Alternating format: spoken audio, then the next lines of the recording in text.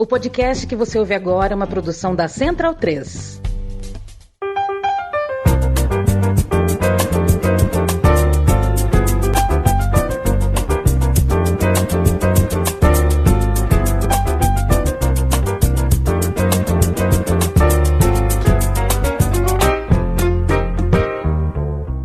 Amigo e amiga da Central 3 e do podcast Meio Campo, muito boa tarde para você que está ao vivo. A gente chega em live 5 e pouco, 15 de julho de 2024, para você que nos ouve a qualquer horário no seu tocador de podcast, no nosso feed.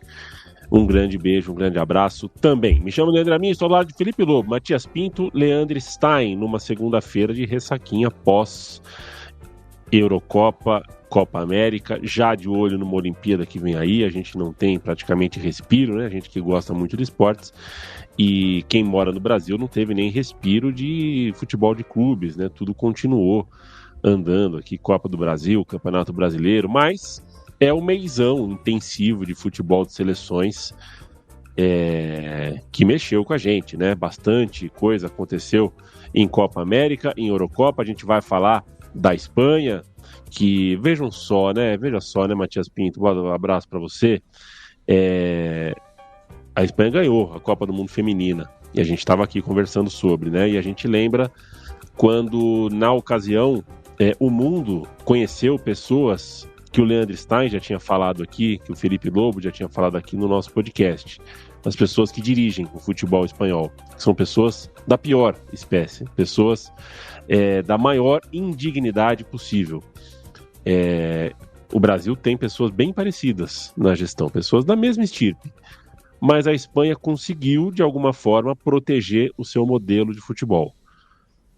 Serve para o time feminino, serve para o time masculino, serve para a categoria de base, time olímpico, processo, as coisas aconteceram na seleção. Eu acho que hoje a seleção espanhola é o melhor projeto de futebol. Ganha, eventualmente perde, às vezes perde feio, como foi para Marrocos, sem conseguir, né, na Copa anterior, com o técnico saindo antes, aquela puta zona. Essas coisas acontecem, mas que tem um modelo, tem.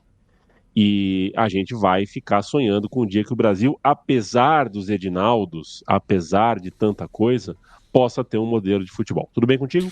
Tudo, e assim, a Espanha acho que não consegue chegar, né, no topo das principais seleções mundiais, né? Digo, Brasil, Itália, Alemanha, Argentina, ainda tem muito chão, né, para isso, mas como também são muito eurocentrados, o topo da Europa para eles já está de bom tamanho.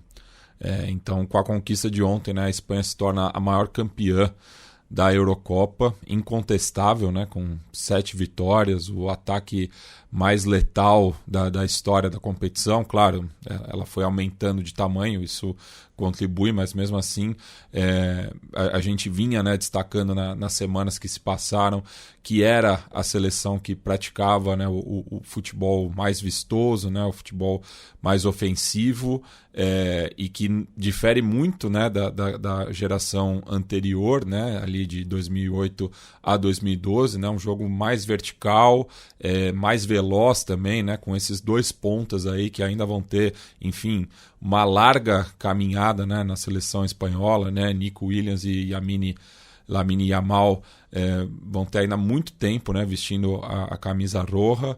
Então eu acho que é irretocável assim, a campanha da Espanha, e pratica realmente um futebol muito interessante, né, com uma identidade muito própria. E conseguiu ontem bater a Inglaterra, que também eu acho que tem que se dar os méritos à Inglaterra, que eu acho que é uma seleção muito resiliente, né? Voltou a ser competitiva aí no comando do Gareth Southgate, que muitas vezes é criticado, né, por algumas opções, mas ele devolveu a competitividade para a seleção inglesa, né, que fez 3 semifinais desde 2018, né, uma de Copa do Mundo e 2 de Eurocopa. Não é pouca coisa para uma seleção que desde 96 não disputava uma semifinal, e no mata-mata da Euro, né, saiu atrás em todas as oportunidades e sempre foi buscar o empate. ontem faltou um pouco mais, né? Porque estava lá do outro lado a seleção mais qualificada que ela enfrentou, e mesmo assim teve chances, né? Aquela bola que o Bellingham dá para o Watkins, né? Que ele dá o giro ali, por exemplo, a Inglaterra poderia ter sagrado campeã naquele lance. Foi um jogo bastante igual, né? Um primeiro tempo ruim, um segundo tempo mais aberto, né? Que os dois times, principalmente a Espanha, foram, né, em busca do gol, e eu acho que foi uma final melhor do que a média do campeonato, o que acaba sendo o contrário, né? A final geralmente acaba sendo um jogo mais truncado, né, menos jogado, mas essa final da Eurocopa eu acho que fez a competição até sair por cima, né? Porque anteriormente a gente não tinha visto atuações tão boas quanto a do segundo tempo, não a do primeiro. Felipe Lobo vestindo uma camisa do Racing é homenagem ao lençol do Quinteiro? Não, é homenagem ao Lautaro, né? Pô, Lautaro, que fez o gol. Ele que é do Racing, né? Do Racing. Que lençol, hein? Que lençol do Quinteiro, né? Deu uma bagunçada. Não só ele, né, Lobo? O Depou também. Depou também.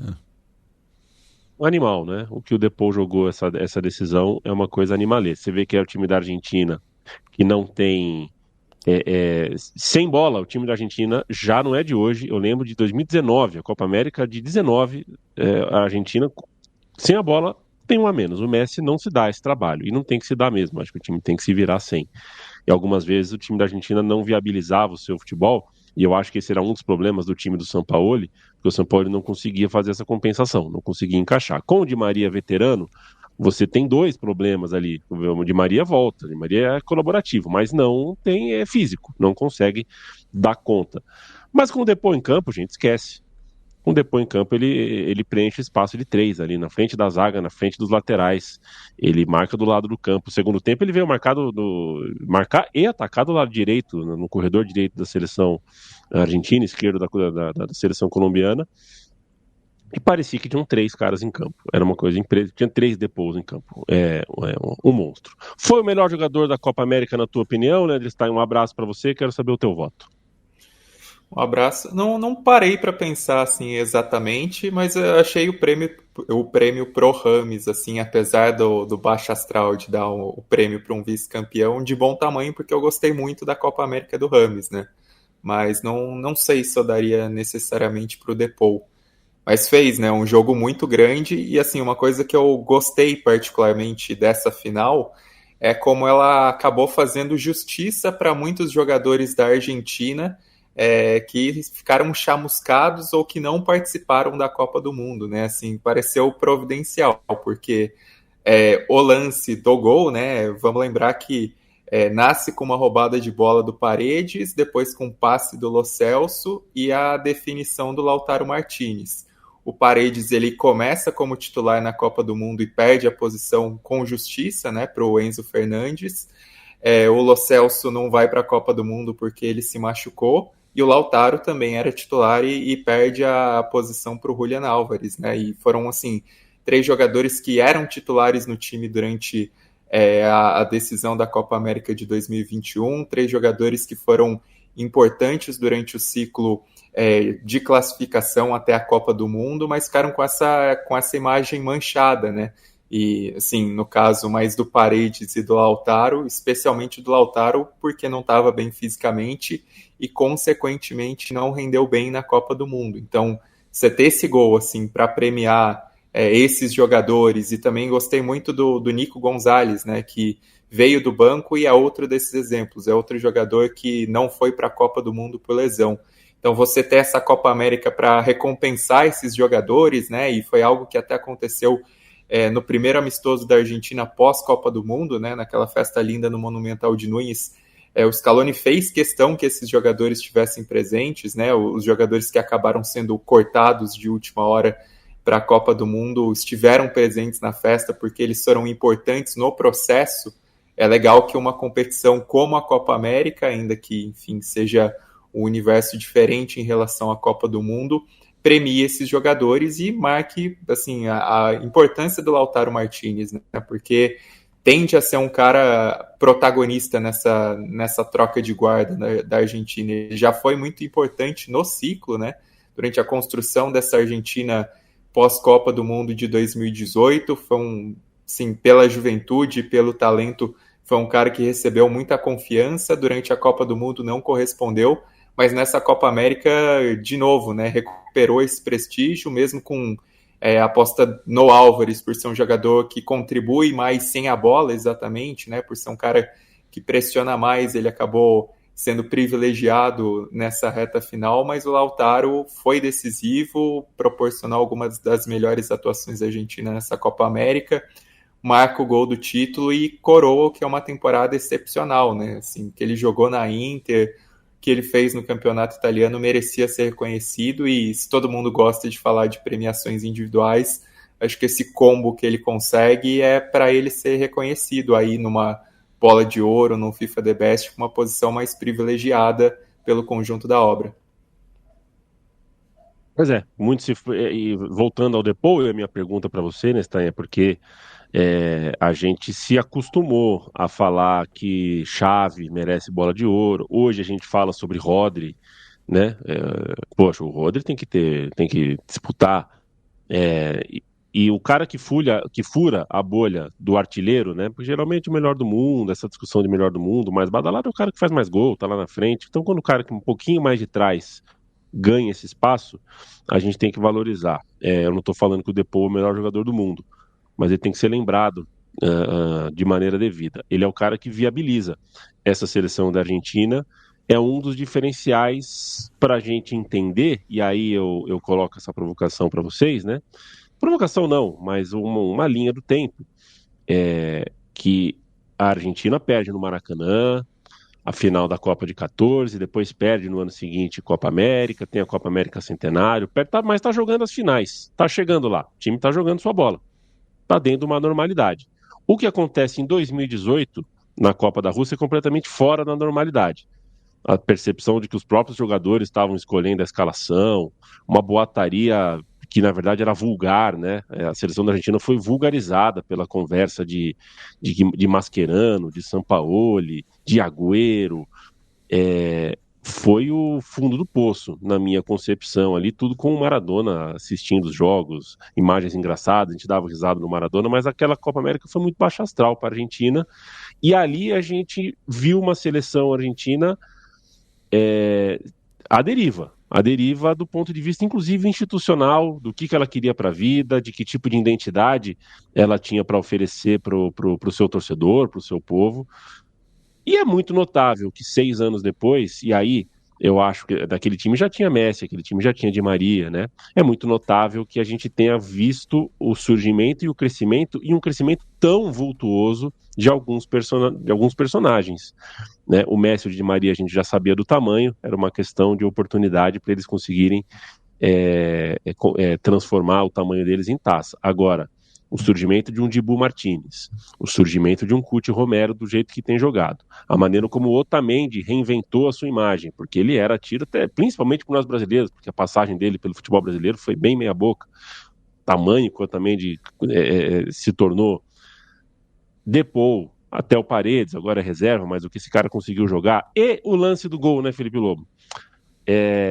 Os 3 caras que fizeram o lance do gol, entraram ao mesmo tempo em campo, né? Que é a mão do Scaloni, que é outra história incrível, né? Como é que o cara consegue ter esse tamanho? Ele colocou Paredes, que dá o primeiro passe, Lo Celso, que dá o segundo passe, a assistência, e o Martínez, que faz o gol. E é interessante de ver, né? Porque não faz muito tempo, na Copa do Mundo de 22, o Lautaro Martínez foi o amaldiçoado, né? O cara que não fazia gol de jeito nenhum, o cara para quem as coisas não estavam acontecendo, e agora acontecem de forma incrível. E com o passe de um cara que era para estar na Copa e se machucou. Poderia ter até sido titular na Copa do Mundo e se machucou. Um dia depois do outro é algo que vale para a vida, né? A gente lembrar sempre que tem um dia depois do outro que as coisas podem acontecer numa manhã. Agora, o que essa Argentina conseguiu fazer em 6 anos é mais do que um dia depois do outro, que um ano depois do outro. É uma coisa que a gente vê muito poucas vezes um time ganhar continente, mundo, continente nessa sequência, com esse tipo de história e com essa construção de personagens. Você falou continente, mundo, continente, quem fez isso foi a Espanha mesmo, né? Se a gente lembrar que Sim. foi 2008, 8, 10 e 12. O caso da Argentina é muito, muito interessante por isso que você falou, porque 2014 foi um time muito competitivo e assim, a gente às vezes perde a dimensão, né, de quanto ficou perto aquele time de ganhar a Copa, né? Porque não é que a Alemanha era um timaço, mostrou isso na Copa, teve seus problemas na Copa também, mas a final foi muito intrincada ali, muito parelha. O Messi perdeu o gol que normalmente ele não perde, Higuaín perdeu o gol que ele normalmente perde. Enfim, teve várias situações ali. O quanto a história já seria diferente com a Argentina campeã com gol de Messi, né? Como passou perto de acontecer ali. Imagina a Argentina campeã do mundo no Brasil com gol de Messi. Mudaria muito. A gente não sabe como seria a história depois, né? Mas certamente seria diferente. E mesmo em 2022, né? E aí, enfim, 18, isso que você lembrou é muito importante também, porque a Argentina tinha um time competitivo. O que ela não tinha era um time. Ela não era uma equipe, né? Do ponto de vista organizacional, né? Esse time, o desenho desse time mais ou menos estava lá, né? Ele não se concretizou, mas ele meio que estava lá já, né? Não conseguiram colocar em prática mesmo. Mas se a gente lembrar, assim, o jogo contra a França mesmo, que foi o jogo que a Argentina acaba eliminada, eu acho que foi o jogo que menos o caos da Argentina atrapalhou. Embora tenha atrapalhou em todos os jogos. Mas as coisas poderiam ter sido muito mais... Assim, foi por muito pouco que a Argentina, com um pouquinho mais de organização, teria batido de frente com a França, talvez até eliminado a França. Não foi um jogo que a França atropelou de uma forma, né, que não teve competição ali. É que a Argentina estava muito caótica, né? Enfim, e 2022, se a gente pensar que naquele primeiro jogo... eu lembro de ter revisto depois da Copa os melhores momentos, tal, para... E o Lautaro podia ter saído daquele jogo com 2 gols, pelo menos. Talvez 3. E você imagina o que seria. E aí é difícil dizer, né? Pode ser que a Argentina não fosse campeã do mundo se tivesse vencido a Arábia Saudita, sei lá, por 3-2, enfim, qualquer coisa assim. É difícil de saber, né? Mas a Argentina teve chances no primeiro tempo que era para matar o jogo e acabou que não aconteceu.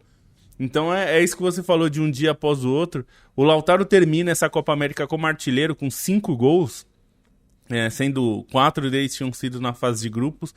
E até me estranhou o fato de que ele foi tão bem na fase de grupos e acabou perdendo a posição mesmo assim, né? Ou melhor, não ganhando a posição de volta.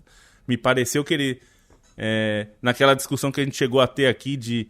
O Julián Álvares vive aquele dilema de ser um jogador de alto nível, mas que nem sempre é titular, embora ele tenha até conseguido jogar bastante com o Haaland essa temporada, mas não um titular absoluto assim, né, do Manchester City. E me parece que eu fiquei com a sensação nos primeiros jogos que o Lautaro estava mais na ponta dos cascos, assim, nesse sentido. E no fim ele termina como artilheiro com gol do título, que é um peso muito maior do que até ser artilheiro, né? Um gol super importante. E toda essa construção, né?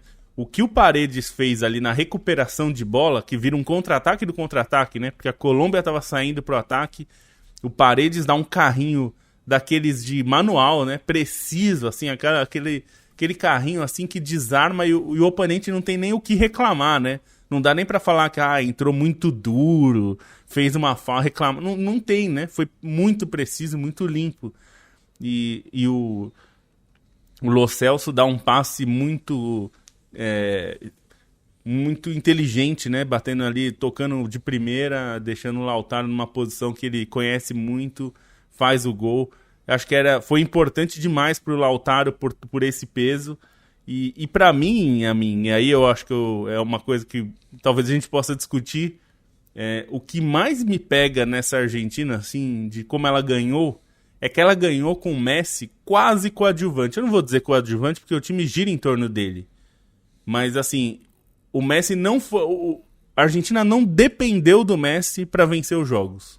A Argentina me pareceu um time mais pronto a vencer com o Messi como uma arma, mas não como única arma.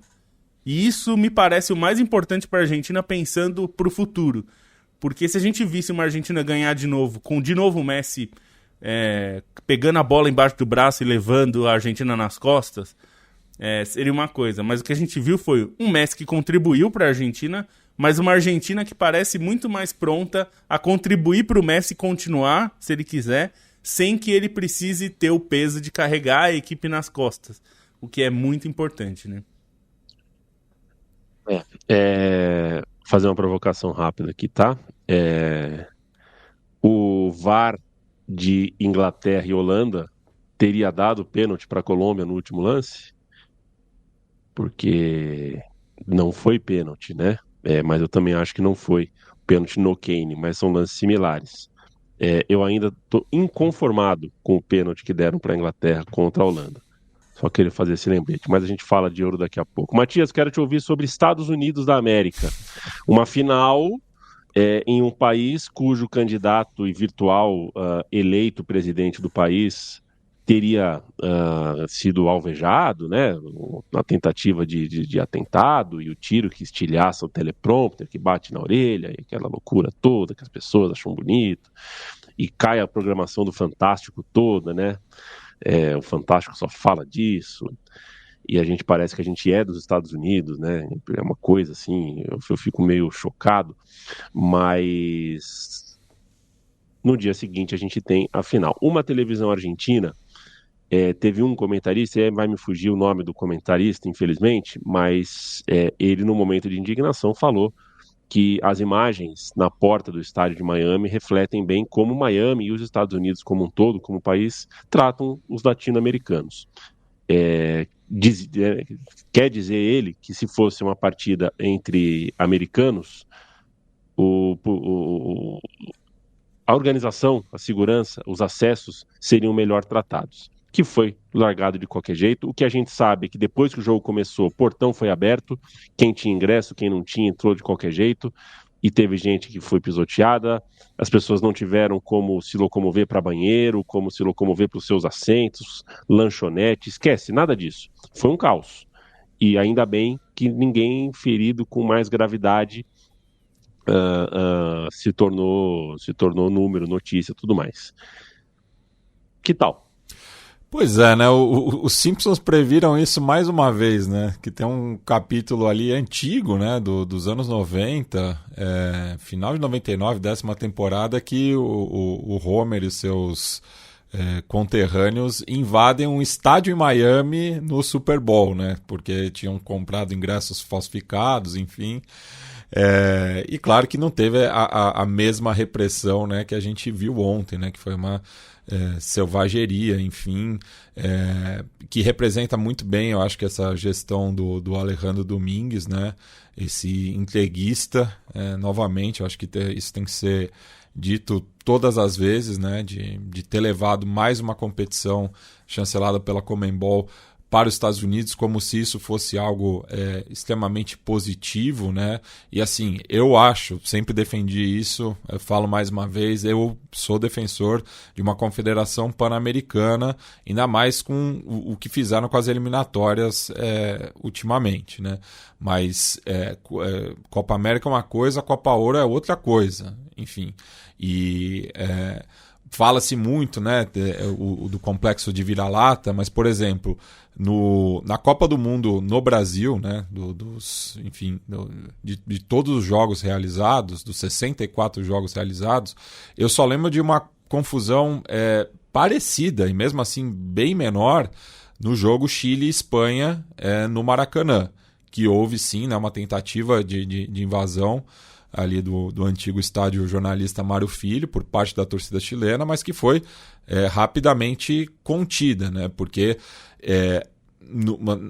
o contexto do jogo de ontem era o seguinte, era uma geração de colombianos tentando ver, né, em sua maioria, né, colombianos sem ingresso, que queriam ver a sua seleção ser campeã da Copa América depois de 20 anos, né? E, enfim, com toda a questão também relacionada aos ingressos, porque a política de venda de ingressos nos Estados Unidos é diferente. Lá o cambismo, de certa forma, ele é regularizado, né? E daí no mercado paralelo, né, você tinha as entradas sendo comercializadas por alguns milhares de dólares, né, pensando no que isso significa, né, aqui para o nosso continente, porque ainda também tem toda a questão, né, envolvendo o Messi, que estava jogando praticamente em casa, né, não era o estádio do Inter Miami, mas você já tem ali toda também uma cultura, né, em torno do clube e da comunidade argentina que está ali localizada, né.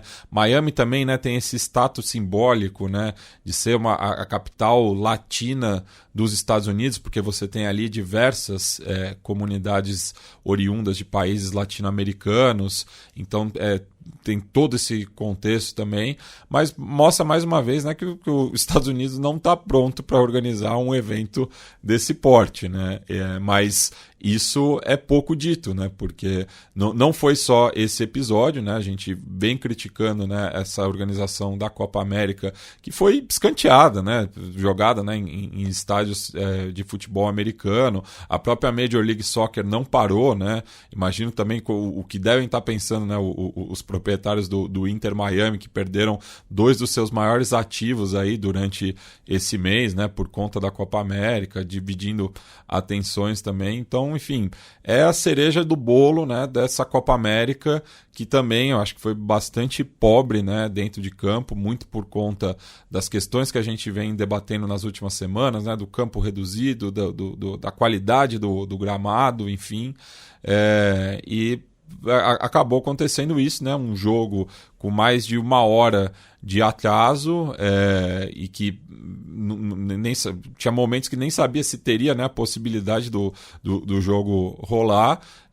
e que, como eu disse bem no começo, simboliza, né, essa gestão do Alejandro Domingues.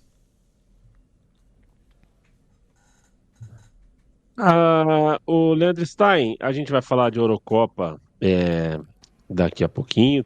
Afinal, a gente já começou falando sobre isso, né, sobre a Espanha do Luis de la Fuente. A gente tem o que falar sobre o quanto essa seleção espanhola tem para nos oferecer, porque tem isso, né? Tem muito dessa conversa de que a gente, às vezes, a gente não deveria cobrar muito das seleções, porque as seleções têm pouco tempo de treino, as seleções são retratos muito mais curtos, como se eu não pudesse cobrar de Southgate e de Deschamps, que estão há 200 anos nas suas seleções, que eles já tivessem alguns caminhos para fazer com que suas seleções jogassem mais e melhor. E eu estou falando de uma semifinalista e de uma finalista. Eu acho que o lugar onde a Inglaterra e a França terminaram a Eurocopa depõe contra a Eurocopa, porque era para algum adversário ter conseguido superar esses times. Para mim, o futebol, mesmo na final, o futebol que a Inglaterra apresentou não é futebol de finalista, nem de semifinalista, nem de quadrifinalista de Eurocopa. Mas eu falo tudo isso porque cada seleção no seu patamar, cada patamar no seu contexto e cada contexto com a sua graça. As eliminatórias da Conmebol classifica quase todo mundo, as da CONCACAF por uma Copa do Mundo com 3 times que já estão classificados, né, tá esburacado também, tá difícil da gente acompanhar com aquele entusiasmo todo, né, porque, enfim, muita vaga e pouco time, daqui a pouco a gente está inventando país para caber nas vagas, mas que trabalho você gostaria de destacar aqui na hora da gente fazer essa troca de bastão, né, para a gente fechar a Copa América? Porque de um lado a gente tem boas histórias, Canadá, Venezuela. De outro lado, a gente tem histórias muito preocupantes. Paraguai, México, a Bolívia está dentro do que a gente esperava, os Estados Unidos não estão dentro do que a gente esperava, os Estados Unidos foi mal. Enfim, eu queria que você escolhesse um destaque para dar para a gente finalizar a Copa América no meio campo. Bom, dessa campanha nas eliminatórias sul-americanas, fica uma expectativa com a Colômbia, né, por aquilo que ela já vem apresentando, mas que pode ser de maneira mais consistente, né? Pode ser uma volta à Copa do Mundo depois de 8 anos, pensando que a Colômbia ficou fora em 2022. E até assim, acho que a Colômbia tem bons jogadores, mas atuou num nível coletivo que valorizou ainda mais gente, né? Até citaram nos comentários aqui o Richard Rios, acho que é um exemplo, né? A maneira como o Richard Rios atuou, ele atuou em função do coletivo, mas ele também se valorizou durante essa Copa América, acaba sendo um destaque. Da América do Sul fica essa atenção especialmente para a Colômbia e para a Venezuela, né? Assim, a Venezuela tem chances de ir para a primeira Copa do Mundo de sua história, tem feito por merecer isso pelo atual ciclo, algumas outras vezes já teve expectativas, mas não foi tão regular até o fim das eliminatórias, e o que fez nessa campanha da Copa América é para acreditar numa Venezuela no Mundial, porque exatamente, né, a gente está numa entre-safra. Sim, acho que o futebol de seleções da América do Sul na última década, especialmente no início da última década, ele estava muito forte. Se a gente pensar que o Uruguai tinha uma geração histórica, que o Chile tinha uma geração histórica, que a Colômbia tinha uma geração histórica, que a Argentina tinha uma geração histórica, e a gente está na passagem de bastão. O Peru também tinha uma geração histórica, e agora a gente está numa passagem de bastão. A Argentina e o Uruguai estão vivendo esse processo, mas com novos protagonistas que conseguem transformar o time, né? A Argentina a gente vai ver de maneira mais clara agora, depois da Copa América, especialmente saindo, enfim, quem pode sair, né? E o Uruguai já está nesse processo pleno, mas existe uma lacuna, e aí são as decepções, né? Se a gente pensar em Chile, que não consegue encontrar um rumo faz tempo, se a gente pensar no Peru também, que está com uma geração cada vez mais envelhecida, no Paraguai, que parou no tempo, então tem um caminho aberto na América do Sul. Da CONCACAF é mais difícil, né? Pensando que as seleções já estão classificadas, quase todas, né? 75% das que participaram dessa Copa... Não, 75% não. 50% das que participaram dessa Copa América já tem vaga automática, mas no geral... não foram, assim, os outros times, talvez o Panamá, né, ficam um pouquinho mais em evidência. Eu acho que o Panamá tem se apresentado bem nos últimos tempos, e o Canadá conseguiu ser consistente nessa competição, mas os demais da CONCACAF no geral abaixo, né, abaixo do que poderiam, abaixo do que é resultado recente, abaixo do que é histórico. O México está com, já falei aqui antes, a pior geração que eu me lembre do México. Os Estados Unidos renderam muito abaixo do que poderiam render, então a CONCACAF acho que fica um sinal de alerta assim, para a sequência, o que é bom para o Canadá, né? Porque o Canadá foi uma seleção que cresceu muito para 2022, até caiu de nível recentemente, mas essa Copa América dá uma revigorada, pensando que trocou de técnico, enfim, que mudou o trabalho.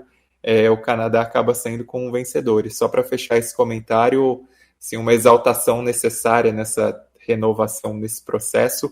Que bonito foi ver essa final de Copa América do Di Maria, né? Porque é um cara que sempre entregou muito pela seleção, sempre entregou muito em decisões, né? Assim, e é um cara que tem uma carreira ótima em clubes, mas na seleção é que ele realmente se torna uma lenda.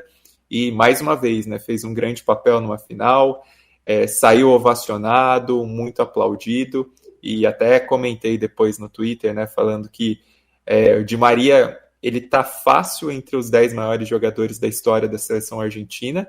Acho que existe uma discussão até quem tá nos 5 melhores, ele pode estar nos 5 melhores, e eu sei que tem gente que defende ele até nos 3 melhores, né, depois de Maradona e Messi, tem gente que, enfim, até avalia que ele pode ser o terceiro, embora aí acho que tem um debate com Passarella, com Kempes, com Stabile pegando histórico, talvez com Batistuta, tem debate com mais gente, mas é muito legal, assim, ver o Di Maria, um cara que sempre se dedicou tanto à seleção, que também, junto com o Messi, né, foi um desse da longa caminhada até chegar ao topo, embora também, como o Messi, tivesse um ouro olímpico, e aí tem toda essa final, né, homenagem, desde antes, a homenagem do Messi para ele entregando camisa, depois o que foi a saída dele, muito aplaudido naquele final, o tanto que ele rendeu, né, com a idade que ele tem, o nível que ele jogou essa final de Copa América foi realmente impressionante. Depois o abraço com o Messi no banco de reservas. É legal ter essa última imagem do Di Maria, porque é um cara para a gente lembrar por muito tempo na seleção argentina. Perfeito. E muito legal, né? Festa nas ruas, domingo de madrugada. Sempre que a Argentina ganha alguma coisa, ou que o Uruguai ganha alguma coisa, a gente aqui no Brasil bate cabeça para tentar entender por que que o Brasil não consegue fazer certas coisas que os nossos vizinhos de continente conseguem. E a gente esbarra em uma porção de teorias, a gente discute porque a gente quer tentar entender alguma coisa. O primeiro ponto de partida, acho que é o fato do Brasil ser um país de costas para o continente. E aí é por uma questão idiomática, em primeiro lugar, né? Antes de qualquer coisa, a gente fala português, o resto do país, do resto do continente fala espanhol. Isso deveria ser um obstáculo pequeno, mas se torna um obstáculo grande porque a gente tem um contexto de sociedade aqui que só aumenta essa distância, transforma a distância idiomática em uma distância cultural, uma distância uma distância que se transforma depois que você mexe no caldeirão, na verdade, em racismo, em muitos casos, em xenofobia, em outros casos, em um desinteresse atroz que o Brasil tem pelo próprio continente. E não sei se é coincidência, mas o fato de só o brasileiro não gostar tanto assim da Copa América, de só o brasileiro não entender o fenômeno que é uma torcida viajar para ver uma Copa América, ir para as ruas quando ganha uma Copa América, talvez seja sintomático de como a gente olha o continente e de como a gente olha para as nossas próprias festas, para os nossos próprios rituais, para a nossa própria rua, porque a gente sabe fazer festa. E tem uma coisa mais forte que o futebol no Brasil, né? Que são, enfim, nossos ritos religiosos, nossos ritos que passam pela cultura da fé. Esses continuam muito fortes. O brasileiro ocupa a rua para o Ciro de Nazaré, para diversas festas regionais e culturais que tocam em coisas não esportivas, não futebolísticas. Mas é verdade que a gente vê o futebol sendo maltratado em todos os lugares. O torcedor de futebol é maltratado em todos os lugares, é visto como um tipo estranho, como um tipo esquisito. A gente sabe muito bem que ocupar as ruas com futebol no Brasil quase nunca é algo bem aceito, bem visto, mas quando chega a Copa do Mundo querem que a gente pinte as ruas, querem que a gente enfeite as ruas, querem que a gente seja porta-voz aí de uma certa alegria, que a gente anime nossas tias e tios e vós e vós com a Copa do Mundo. É uma história longa, é um assunto longo que não termina. O fato é que é muito bonito, a gente olha para o nosso rabo e não sabe muito bem o que fazer, mas colocando uma ponta naquilo que eu comecei no nosso início de conversa sobre Copa América, né? Fazendo um círculo, voltando para o início, a Argentina em 2018 não poderia imaginar que 6 anos depois estaria vivendo o que está vivendo agora. As coisas precisam ter um dia zero, depois o dia 1 precisa acontecer e depois o dia 2. Não é só dando porrada e se martirizando que a gente vai chegar no dia 1. A gente está no dia 0 já faz muito tempo. Para chegar no dia 1, a gente tem que começar a se aceitar e a se encontrar com a nossa cultura, com o nosso jeito, com a nossa excepcionalidade, com os nossos gostos, os nossos rituais. Aceitar como a gente lida com o futebol e ver se daqui 5, 6, 7, 8 anos a gente não tem um Depou, um Otamendi, um Dibu Martínez, um Messi não se tem toda hora. A gente tem o Vini Júnior, que tá bom também, que tá ótimo também. Mas dá um pouquinho de inveja, dá um pouquinho de vontade de viver isso aqui um dia no Brasil. Vamos ver se a gente consegue no próximo ciclo. Tem Copa do Mundo daqui a 2 anos, depois outra Copa América, e espero que a Conmebol agora fique de 4 em 4 anos com a Copa América, porque pegou, acho que funcionou, mesmo uma edição ruim da Copa América, em termos de organização, muitos jogos ruins, a coisa de ser ao mesmo tempo da Eurocopa, acho que deu uma ajuda, ajudou a Copa América do ponto de vista midiático, do ponto de vista aí de criar um clima. Ô Lobo, a próxima Eurocopa é na Inglaterra, não só, né, no Reino Unido. A Inglaterra pode ser que ganhe dessa vez, né, de novo em casa, na Eurocopa anterior, que foi com pandemia, a final, as semifinais foi em Londres, então foi mais ou menos na Inglaterra, a fase final, não deu para a Inglaterra vencer. A Inglaterra mais uma vez para na final, a Inglaterra de novo sai perdendo no mata-mata. Eu achei a campanha realmente ruim da Inglaterra, saiu perdendo nos 4 jogos do mata-mata, não fez uma primeira fase nada boa, mas está lá, vendeu caro. Foi no fim do jogo. A Espanha é a campeã da Eurocopa. Eu queria te ouvir sobre. Desculpa, estou me alongando, mas porque tem isso também. A gente não adianta a gente ficar falando de Diniz, de Dorival, de um técnico que vai mudar, da volta do Tite, quando às vezes a solução está em você saber onde quer chegar. Quando você sabe onde quer chegar, até um Luiz de la Fuente, que passou 8 anos na base, na moita, sem ninguém saber direito, pode funcionar. Poderia ser o Ramon. O Brasil poderia ficar 8 anos com um cara no lugar onde o Ramon está hoje, e esse cara pegar a seleção e funcionar, fazer dar certo. Só que a gente sabe como está funcionando no Brasil, a gente sabe quem é o Ramon, a gente sabe quem cuida da Sub-20, a gente sabe quem cuida da Olímpica. Não funciona. A seleção espanhola funciona, Felipe Lobo. E isso é bonito de ver. Por mais que a gente eventualmente torça contra, a gente pode não gostar muito do jeito que toca, do jeito que enrola o jogo. Funciona, cara. É um modelo de futebol campeão que nas últimas 5 edições se transformou em o maior campeão da Eurocopa na história. É isso. Eu posso dar uma palhinha no que você falou antes da gente falar disso? Muita coisa que eu quero comentar aí, mas... Tô falando muito hoje, Lobo. Eu tô falando muito, peço desculpa. Não, mano, não precisa pedir desculpa. É que você tocou em pontos muito bons sobre Copa América e eu já emendo com a Euro, porque eu acho que são assuntos correlatos. De a gente desvalorizar, a gente já falou muito sobre a gente desvalorizar o fato de ser sul-americano, né? A gente chama os outros de sul-americano, né? É uma coisa curiosa. E essa barreira da língua existe. A gente tem...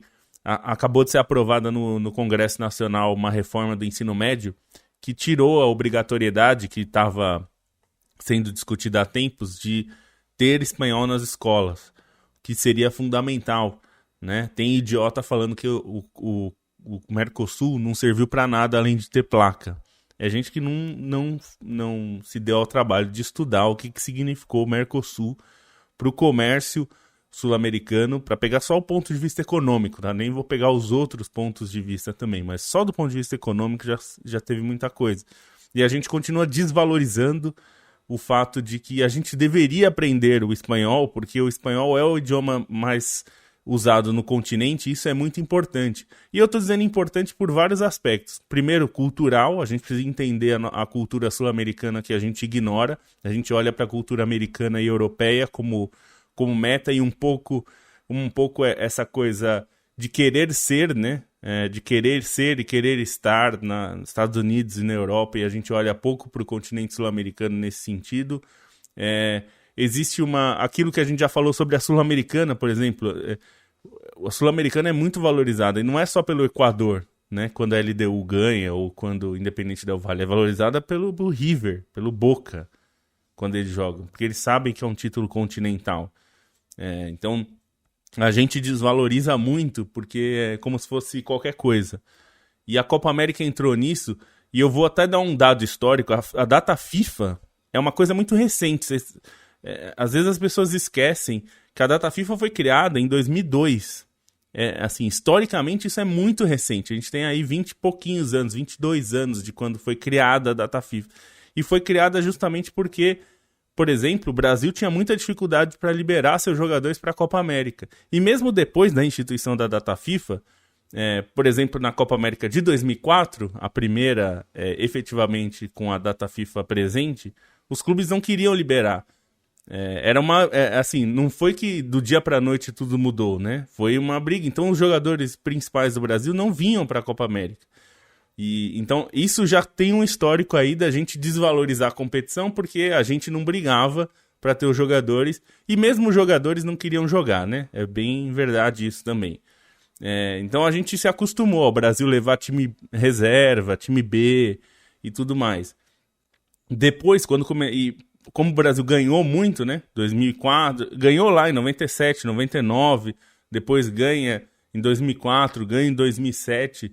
e ganha naquelas condições, né? Às vezes até perdendo um pouco a linha do que foi o torneio, né? Fazia torneios ruins e ganhava de um jeito meio Inglaterra, chegando na final, e depois se esquecia como foi o torneio, né? Meio como a Copa das Confederações que o Brasil ganhou em 2013, jogando mal, mas tem todos esses aspectos que levam as pessoas a desvalorizar a Copa América. Até o próprio Dorival, porque a forma como ele tratou a Copa América, eu entendo que tem um ponto dele ser, né, um treinador de clube, mas tem um ponto que parece que, assim, aqui mesmo, aquilo que você falou do Felipe Diniz, né, no Sport TV, e não é uma crítica ao Diniz especificamente, porque é um pensamento muito comum, eu ouvi várias vezes esses dias, que a Copa América é para treinar o time. Não é para treinar o time. Você nunca vai ver alguém argentino falando que a Copa América é para treinar para a Copa do Mundo. Você não vai ver um uruguaio falando isso. E eu tô falando dessas duas porque são seleções grandes, campeões do mundo. A Copa América vale porque é um título importante. É a competição internacional de seleções mais antiga do mundo. Muito mais antiga, inclusive. Muito mais que a Eurocopa. A Eurocopa é muito posterior à Copa América, né? A Copa América existe antes da Copa do Mundo. É bom a gente lembrar que a história do futebol está ligada ao nosso continente. A Copa do Mundo existe por causa da América do Sul, principalmente. Então a gente precisa lembrar dessas coisas, porque assim, o continente é muito importante e às vezes o Brasil parece se sentir fora do continente. Então a gente tem que parar de desvalorizar o que é sul-americano. E isso vale para a cultura também, mas aí já é uma história grande, né? E para pegar isso que você falou sobre a Espanha valoriza algo que a gente não valoriza e que a Argentina também não valoriza, tá? Não é só a gente. A Argentina conseguiu com o Scaloni transformar em um processo algo que foi meio acaso. Era um acaso e virou processo meio que por falta de opção. O da Espanha a gente sabe que não foi por acaso, né? Foi uma escolha consciente. Podia ter dado errado. O início do De La Fuente foi difícil. A gente lembrava que a gente participou, cobriu ainda, lá na época da Trivela ainda. O início do De La Fuente foi perdendo para a Escócia. Perdendo, bem perdido. A Escócia ganhou com autoridade sobre a Espanha. No momento que estava numa transição. O Luiz Henrique tinha um time que era muito diferente desse que chegou ao título da Eurocopa, né? E fazendo a emenda de novo com a Copa América, eles não trataram como uma etapa de preparação para a Copa do Mundo. A Eurocopa é um fim em si mesma. Assim, a gente às vezes fala de eles se darem muita importância, né? Os europeus se tratarem como o centro do mundo no futebol, e por isso que eu fiz questão de lembrar que a Copa do Mundo nasce muito de uma ideia sul-americana de torneio de seleções, muito mais do que europeia, muito porque os europeus se recusaram, inclusive, né? A gente lembra, os ingleses achavam a Copa do Mundo uma grande bobagem, né? Trataram 50 com desdém e tomaram um pau aqui, né? Demorou para a Europa abraçar essa ideia, né? Um monte de gente não quis vir para a Copa para cá. Isso, hoje parece que a Copa é o que é e nasceu assim, né? E a Eurocopa, é legal que eles valorizem a Eurocopa, mas é o que a gente falou lá no começo desse mês de Copas. A Eurocopa não é a Copa do Mundo sem Brasil e Argentina, que virou uma coisa muito falada e cheia de eurocentrismo nessa frase, né? Mas tirando todos esses exageros, é importante tratar a Eurocopa como uma competição continental, que é um título de peso, é um dos grandes títulos, né? São dois grandes títulos que uma seleção pode ganhar, o continental e o mundial, não tem outro, né? No caso da Europa ainda tem a Liga das Nações, a CONCACAF criou também, que também são títulos importantes, e a Espanha tratou como uma preparação para esse torneio e teve percalços no caminho, e passou por momentos difíceis, mas com aquilo que a gente não tem, e que ninguém tem, na verdade. Acho que talvez agora a Alemanha, a gente vai ver daqui a pouco, se esse caminho foi encontrado para a Alemanha, mas ter uma ideia do que está fazendo. Eu tenho a sensação de que a Inglaterra já teve isso em algum momento, e isso se perdeu. Porque lá, no caso, estava dependendo muito do treinador, e eu acho que o Southgate já não tem muito essa ideia. A Federação Espanhola, com todos os problemas com que a gente já viu, a Federação Espanhola cheia de dirigente que é tão picareta quanto a gente já viu em outros lugares, mas em termos de futebol, a gestão de futebol deles tem uma ideia clara. Pode não dar certo, e não vinha dando certo, né? Desde que ganharam a Euro lá de 2012, até ganhar essa Euro de novo em 2024, teve vários percalços. Teve 2014 saindo na primeira fase, passando vergonha, né? Teve momentos de baixa, perdendo a Copa do Mundo de 18 para a Rússia, porque na minha visão, subestimou a Rússia. Entrou com o Iniesta no banco e não percebeu o risco que corria ali naquele momento. A Espanha tratou, então, esse torneio como algo assim, parte desse processo. Talvez não ganhasse, e até não seria uma surpresa se não ganhasse. Mas parece que eles estavam com uma ideia de transformar esse time em algo competitivo para estar no nível das melhores seleções. E tentar ganhar se fosse dada a chance. Foi dada a chance e a Espanha atropelou.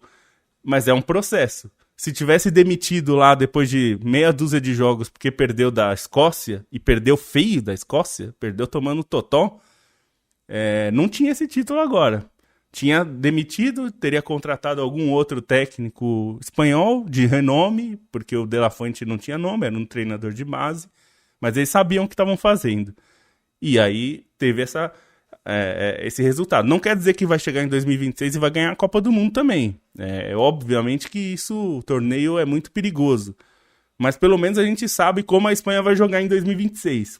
Mesmo que perca, provavelmente, quando perder, vai perder jogando desse jeito, com essa ideia.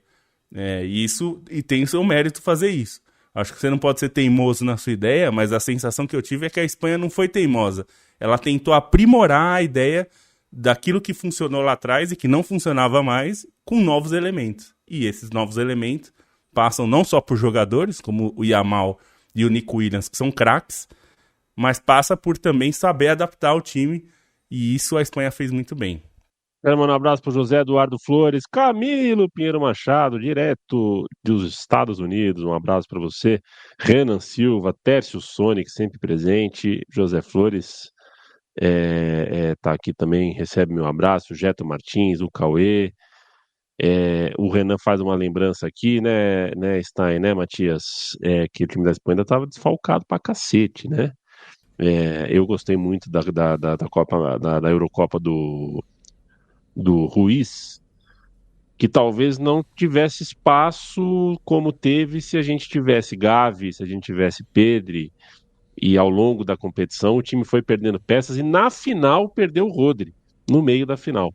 E ainda assim o time se deu bem. Não é um time só de inspiração, não nos esqueçamos que Cucurella não é nenhum craque de futebol, mas é um jogador de aplicação, um jogador confiável, um jogador que pilha jogo, um jogador quente para uma partida, um jogador que é bom ter do seu lado. O gol do título sai de uma jogada dele. Sai de uma jogada dele. E aí você tem alguns outros nomes pontuais aí, né? Muito fala-se do Morata. Não é bom jogador? Muito fala-se de Carvajal. Caramba, ele é bom jogador mesmo, né? São jogadores realmente que fizeram a diferença para a Espanha. Assim, foi exatamente uma Espanha que conseguiu construir, né? E assim, a Espanha tem carências, se a gente olhar para o time, tem algumas questões, mas essas carências elas não transpareceram, né, durante a Eurocopa. E aí, repito algo que eu falei na live de ontem, né, na live para os nossos apoiadores, e quem quiser ouvir, temos 1 hora de programa, né, falando sobre Espanha campeã, final da Eurocopa, enfim. Mas uma coisa que eu falei e repito é que essa Espanha, com o sistema que teve, ela fez muitos jogadores atuarem na régua máxima ou acima da própria régua. E isso fez muita diferença, né? Se a gente olhar assim, é difícil falar alguém da Espanha que jogou abaixo. Eu acho que o Pedri jogou um pouco abaixo. E mesmo assim, acho que ele fez uma Eurocopa boa. Não tão boa quanto o Dani Olmo, que foi um acerto tremendo para o time, né? Foi mais incisivo quando entrou. Foi um jogador até mais necessário para aquilo que a Espanha precisou nesses jogos de mata-matas, né? O Dani Olmo fez muita diferença. O Dani Olmo que entrou muito bem naquele jogo contra a Albânia, né? Ainda na fase de grupos, né? Que justamente a Espanha teve a possibilidade, né, de poupar muitos jogadores, já tinha a classificação antecipada, e ali vários jogadores mostraram que seriam importantes ao longo da campanha. Ele entra depois bem contra a Geórgia e depois quando precisa assumir a posição contra a Alemanha ele vai muito bem, né? Então teve esse caráter, assim. E, sei lá, o Nai Simon apareceu muito bem contra a Alemanha, os laterais funcionaram muito bem no sistema até para dar liberdade para os dois pontas. A zaga rodou muito as peças, mas muitos jogando bem. O próprio Laporte foi um dos melhores da Eurocopa na posição. O meio-campo foi o grande setor da Espanha, a meu ver. O Rodri fez de fato uma grande Eurocopa. Até acho que a gente pode discutir se ele foi o melhor do time, mas é muito simbólico que ele ganhe o melhor do torneio por tudo que ele representa. E aí o Fabian Ruiz até superou as expectativas, por mais que a gente saiba que é um bom jogador. Dani Olmo jogando muito, os dois pontas são o diferencial, né? Se a gente pensar do ciclo de 2022, Nico Williams cresceu muito desde então e o Yamal entrou no time, são dois caras que dão características diferentes para o time.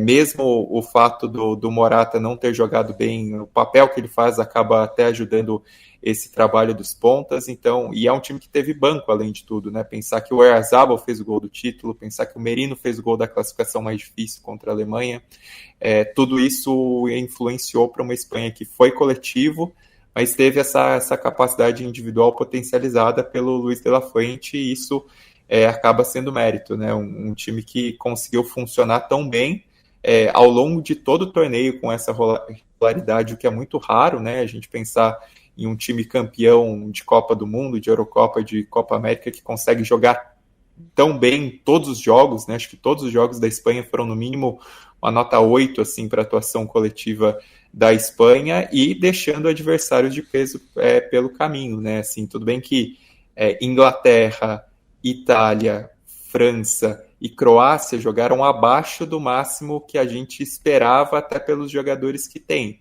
Mas a imposição da Espanha foi clara em todos esses jogos e conseguiu se impor contra a Alemanha, que no fim é o jogo mais difícil, a meu ver, do que foi essa campanha. Era o adversário mais qualificado por bola, mas a Espanha consegue vencer a anfitriã dentro de casa, né? Que a gente discuta a arbitragem e tudo isso, mas dentro daquilo que foi fato, né? Dentro daquilo que aconteceu de fato, que foi o andamento do jogo, a Espanha teve seus méritos para ganhar essa classificação e consolidar seu caminho para ser campeã. E tem um aspecto curioso aí, né, falando dessa relação com a Alemanha, né, que era o país sede, teve toda a polêmica também no lance do Cucurella, né, que seria pênalti ou não, enfim, eu acho que deveria ter sido marcado pênalti, mas são águas passadas já, mas ontem na final, né, dava para ver assim que alguns torcedores alemães foram, né, com a camisa da sua seleção nacional e estavam ao lado dos ingleses, né, que era uma das maiores rivalidades da Alemanha, mas essa Espanha, né, do século XXI já é uma rival maior do que a Inglaterra para os alemães, né, por conta desse passado recente, né? E um dos símbolos, né, dessas duas campanhas, que era coadjuvante na época, hoje é um dos maiores veteranos, né, dessa seleção espanhola, é o Jesus Navas também, né, que com isso ele tem soma, né, o título da Copa do Mundo de 2010, da Euro de 2012, tem a Liga das Nações e agora a nova Euro, né, ele conquista 4 títulos pela seleção espanhola, já se torna também assim, um dos jogadores mais importantes da história, mesmo sendo, né, um jogador secundário, assim, né, não é tão protagonista, mas que foi muito bem também, né, na semifinal contra a França, né, fazendo a jogada de um dos gols também, né, então méritos para ele também, que é um jogador muito querido, né, na Espanha, sobretudo ali em Sevilha. Todo mundo do banco da Espanha veio bem, né? Isso também fez a diferença, assim, ainda mais num futebol que tem mais substituições hoje em dia do que antes. Essa rotação foi muito bem aproveitada.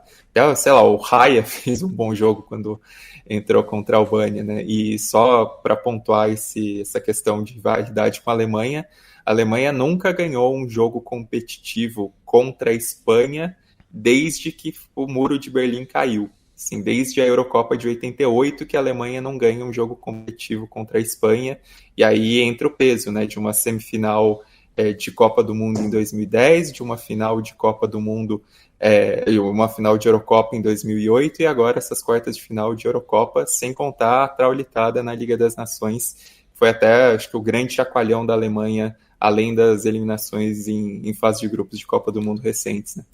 E a Espanha também, nessa relação do banco também, cujo único jogador que não entrou em campo foi o terceiro goleiro, né, o Alex Remiro, né, porque você citou até o Raya.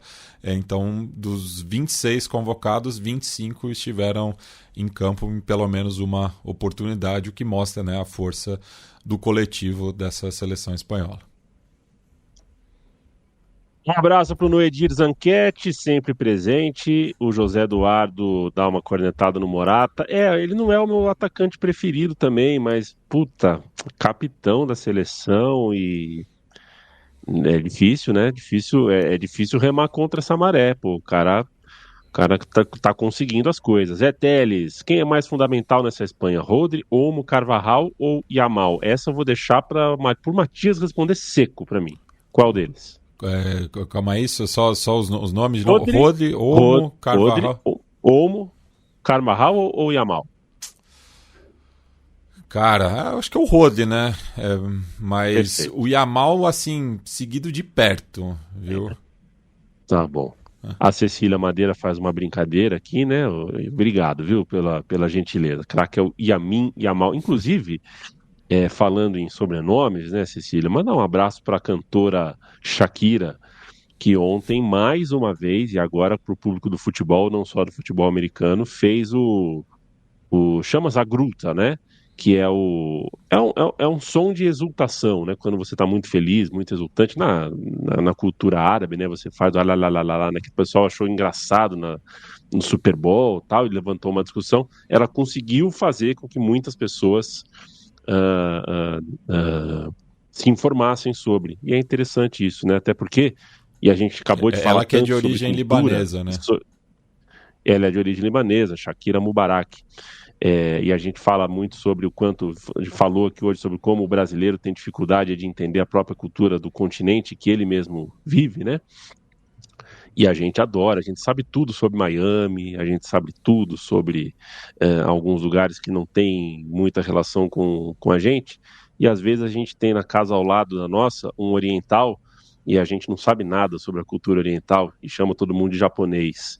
E do outro lado tem um cara que é descendente de árabe e a gente não sabe nada sobre a cultura árabe e zoa o vendedor da esquina ali que tem uma lojinha e por aí vai. Então, bem legal. Fiquei muito feliz da Shakira usar o seu tempo ali para fazer uma coisa que pode ser pequena, mas levanta uma discussão, faz as pessoas ficarem curiosas e irem atrás.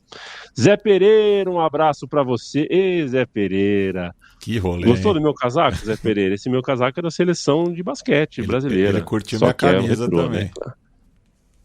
Como é que é? Ele curtiu minha camisa também aqui. Camisa celeste do Chacarita. Muito bonita, por sinal, Matias. Meus parabéns. Vamos embora, porque é 1h06 já de programa, 1h04 já de programa, e o combinado por contrato é de 1 hora. Cascata, né, Felipe Lobo? Recentemente teve uma cascata no Brasil, falaram de um juiz, que era até um juiz famoso, me foge o nome agora, que ele teria falado assim: eu não dou acréscimos, porque me pagam para apitar 2 tempos de 45. Que cascata, né? Claro que era mentira, mas você vai ver pelos próximos anos isso vez ou outra aparecer nas redes sociais como se fosse verdade. Beijo, abraço. Tchau, tchau. Mas esse negócio de contar mentira e essas mentiradas assim que parece stand-up e ficar por isso mesmo, tanto dá certo que tem gente se candidatando a prefeito de São Paulo fazendo isso há anos, né? É verdade. De cascata. Dando um abraço aqui pro Caio Arthur, que falou que não ia conseguir acompanhar ao vivo, mas passou para deixar o like. Pediu um abraço pro ouvinte Matias Rueck e perguntou se vai ter financiamento coletivo do meio campo. Eu já respondo primeiro um abraço pro Matias Rueck. Meu xará, hein? E já tem o financiamento, a gente tem o sistema de membros aqui, você pode ser membro do canal, estará contribuindo para o canal. Na verdade a gente tem dois, a gente tem um só do Meio Campo aqui no canal do YouTube, que você pode contribuir aqui para o nosso canal, e isso vale para tudo que o nosso Meio Campo faz. É que hoje o nosso Meio Campo está focado aqui no YouTube, a gente não pretende ficar só no YouTube para sempre, e você pode contribuir para a Central 3, no financiamento da Central 3, apoia.se/Central 3. A Central 3 produz vários programas, vários conteúdos de várias naturezas diferentes, muitos de futebol, como você já está acostumado com o Meu Time de Botão, o Sudaca, e que vocês já acompanham, mas tem o de política com o Xadrez aqui, que tem o Matias também, e tem tantos outros, tem muitos e muitos programas e conteúdos que você pode se interessar, se você ainda não conhece, e você pode contribuir para que a Central 3 siga firme e forte. Então, você tem duas formas de contribuir para a gente e nós ficaremos muito felizes. Você pode contribuir com uma e você pode contribuir com as duas, se você se sentir assim tocado. Então, fica aqui meu abraço e estaremos de volta na sexta-feira para falar muito mais para vocês. Ah, e outra coisa, o José Eduardo Flores também mandou que o Brasil dar as costas à identidade latino-americana é um processo histórico e social da formação do Brasil-nação. Tem várias teses de doutorado sobre isso. É um tema interessante mesmo. Tem muito disso pra gente estudar. Um abraço. Beijo, um abraço, Lobo. Tema bem interessante. E o futebol de seleções cada vez mais vai trazer esse tipo de assunto a tiracolo, porque cada vez mais a imigração dos povos, cada vez mais questões geopolíticas, fronteiriças, econômicas vão se tornar inevitáveis. O futebol não consegue mais viver sozinho, porque por muito tempo já foi. O futebol não consegue mais viver sozinho nem com temperatura. O futebol tem que escolher o horário que ele vai ser disputado em boa parte do mundo, já de acordo com a temperatura ambiente. Então o futebol conversa com essas coisas. E não à toa a gente viu uma seleção espanhola com um basco de pais ganeses, negro, e um maravilhoso Lamine Yamal, negro também, de 16 anos, colocando alegria naquele time. Um beijo para você, Leandro Stein. Tchau, tchau. Um beijo, tchau, tchau. Lembrar, né, o Lamine Yamal tem origens marroquinas e Guiné Equatorial, né, as duas partes de pai e mãe dele. E um técnico basco também, né? O pessoal fala muito dos jogadores em campo, mas o Luis de la Fuente, embora não tenha um sobrenome ou um nome clássicos bascos, ele é basco, né? Foi jogador do Athletic Bilbao, foi treinador da base do Athletic Bilbao e tem essa conquista agora também. Valeu, gente, até sexta. Beijo, Matias. Até breve. Até breve, fica aqui a indicação, né, da última edição do Conexão Sudaca, né, no qual a gente fala bastante de Copa América, e daqui a pouquinho, né, tá saindo também o som das torcidas sobre o Everton de Viña del Mar, no qual ia falar o Lamine. O Yamin, falamos aí sobre a história de um dos clubes mais tradicionais do Chile. Até sexta. Eu agradeço demais a companhia de você que ficou 1h e pouco com a gente. Apoie e divulgue a comunicação independente que você consome. Acredite, isso faz diferença. A gente não tem vitrines que outros lugares não independentes têm. Então, saber que a gente aumenta a nossa comunidade pelo boca a boca, pela divulgação que você faz, caramba, é um segundo abraço, porque o primeiro abraço é a companhia que você faz aqui pra gente. Tchau, tchau. Sexta-feira estamos de volta. Beijo.